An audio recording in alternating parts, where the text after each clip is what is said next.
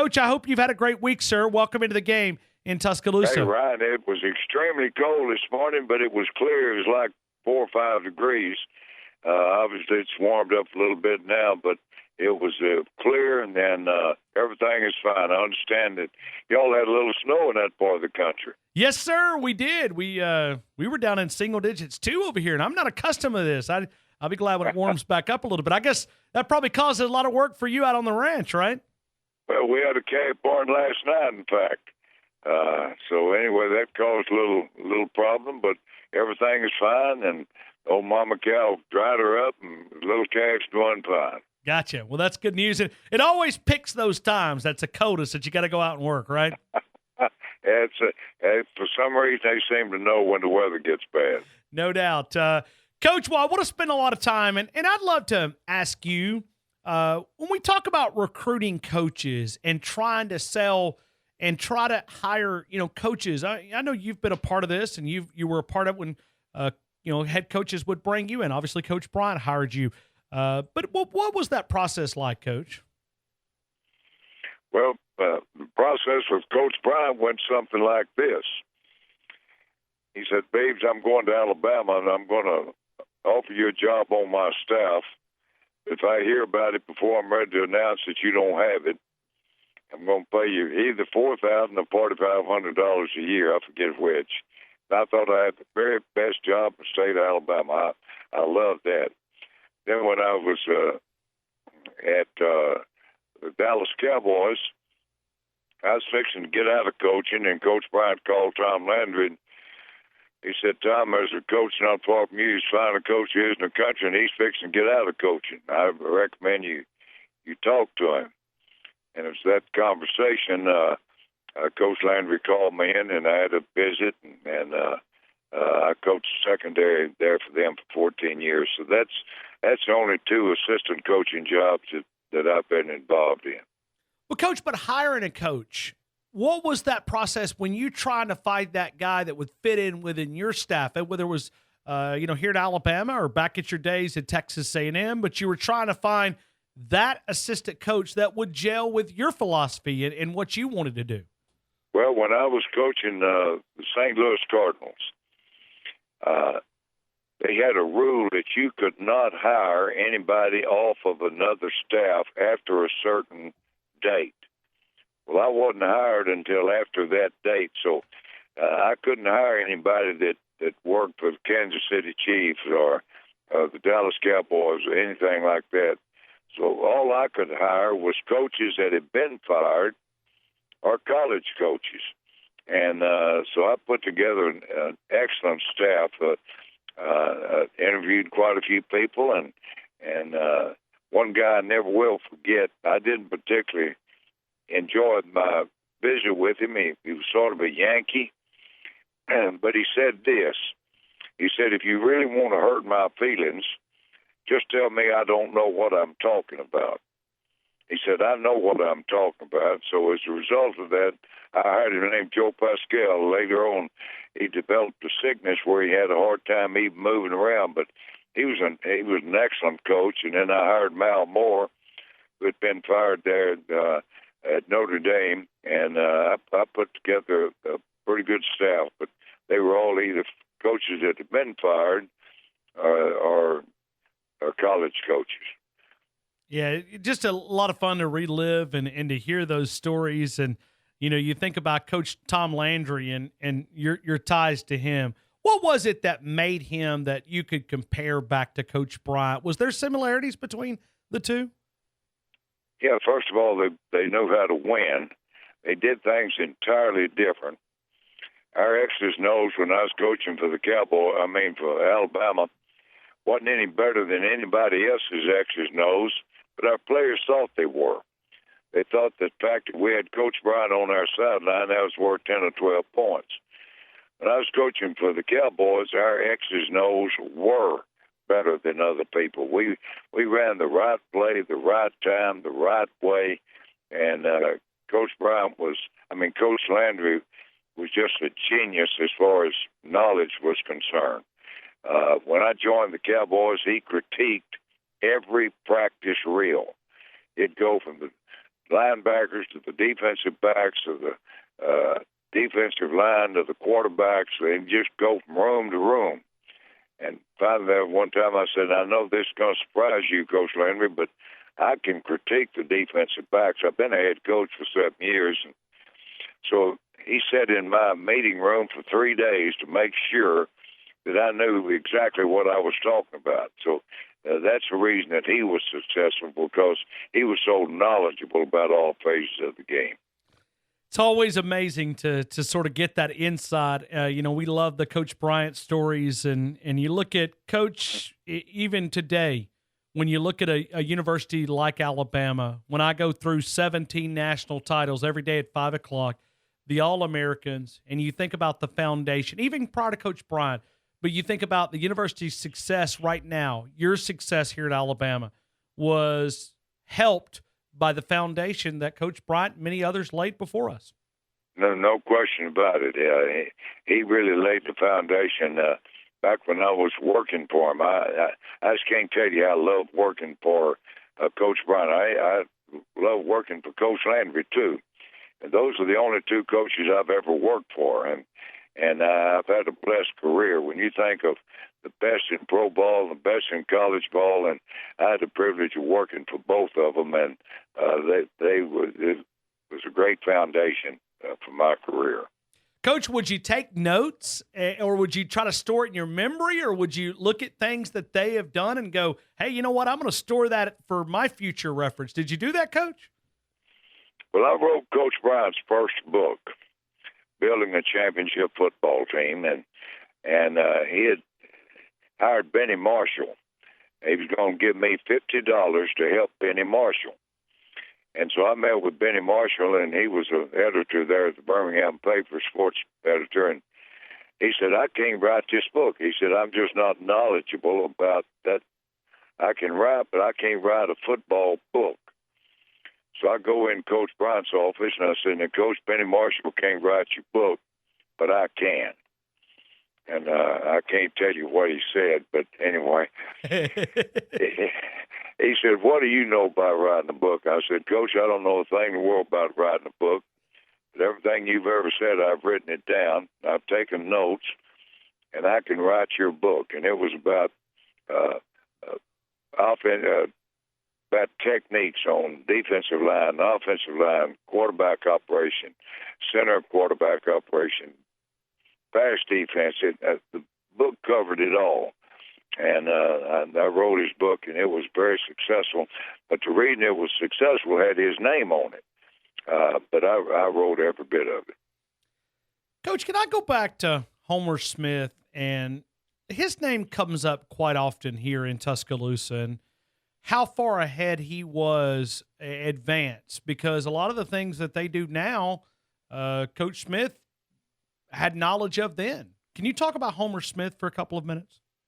I can. Homer worked for me, but you've got to remember it was my football team, it's my offense, my defense. And so I would be in a staff meeting. I'd say, now, I don't ever want to run a play on the practice field that we haven't talked about in the meetings. I thought that was pretty clear. They could understand that. We looked out there, and Homer was running a play that we hadn't even talked about. So I stopped the practice and went over, and I said, Homer, I don't remember us talking about that particular play. And he said, well, he wanted to see what it looked like. And I said, now, Homer, you got to understand it's my football team, not yours. When you get your own team, you can do what you want to. But when you're working for me, I want to run it the way that I want to run it. Well, something happened again a little later. So I basically told, and this is not, I don't want you to print this or anything, but I basically said, now, Homer, when the season is over, you're not going to work for me anymore. I'm not going to fire you because I have too much respect for you. I'm just telling you, you can get a job somewhere else, and you can quit me. You can tell people that you didn't want to work for me any longer. That's fine. I'm just telling you that you're not going to work University of Alabama for me anymore. And that's what happened. And had I left Homer alone, just said, Homer, you just take over the offense the way people do now, we would have been a lot better offensive football team. He was very knowledgeable. He was ahead of his game. But his whole idea of a good game plan was run one play, run 90 different plays one time. I wanted to run it and get it down, and I may run the same play 5, 6, 7 times during the game. And we just had different philosophies. And so anyway, we didn't see eye to eye. But he was an outstanding football coach. And like I say, if I could have just left him alone, let him run the offense the way they did now, we'd been a whole lot better offensive football team. Well, Coach, let's take some phone calls. Man, I love the history of Alabama football, and you always connect it so elegantly and to be able to help us understand those great eras of Alabama football. As always, let's go to Red. Red, you're always up first with Coach Stallings. Good afternoon, Red. Good evening, Coach. I hope you're staying warm, buddy. Red, I hope you stayed warm, man. I understand you had a little snow in that part of the country. Yeah, and it's cold, and I don't like it. How you doing? I'm doing good, Coach. I'm doing good. Thanks for asking. First of all, Coach, I could sit here all day and night and just listen to you tell us life stories. So could I. I mean, I am so privileged to be able to hear you tell us from your point of view of everything you've gone through. It's an awesome thing. Well, I just try to tell it the way it happened. Sometimes I just don't tell things, but if I tell something, you can guarantee that that's the way it happened. Amen to that. That's what I appreciate, Coach. Coach, when you were coaching and you had a player at practice giving everything he had, but you knew he could go just a little bit further, what would you tell that player to make him believe in you and go that extra mile? Well, you know, the football game is for the players, not for the coach. The coach just sort of organizes you. You win or lose with football players, not schemes. And I let the player know that I had complete confidence in him, that we had a plan and we were going to win or lose the way we performed the plan. It was up to the player to win the game for us. I wasn't going to win it with a play that I called or didn't call. And I think the player just bought into that, and we had an appreciation. I had a real appreciation for the player. Hopefully he had the same appreciation for me. Well, Coach, as always, it is such an honor to talk to you, sir. And Miss Ruth Ann, hello. Y'all stay warm. Y'all have a blessed night, sir.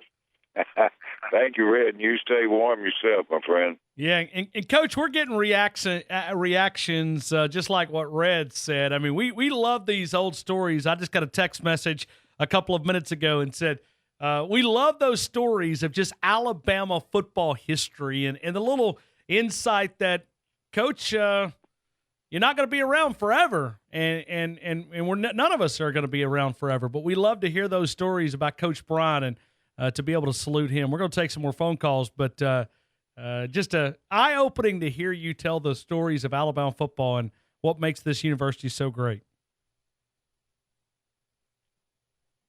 Let me try another phone call right here. Pee Wee. Okay.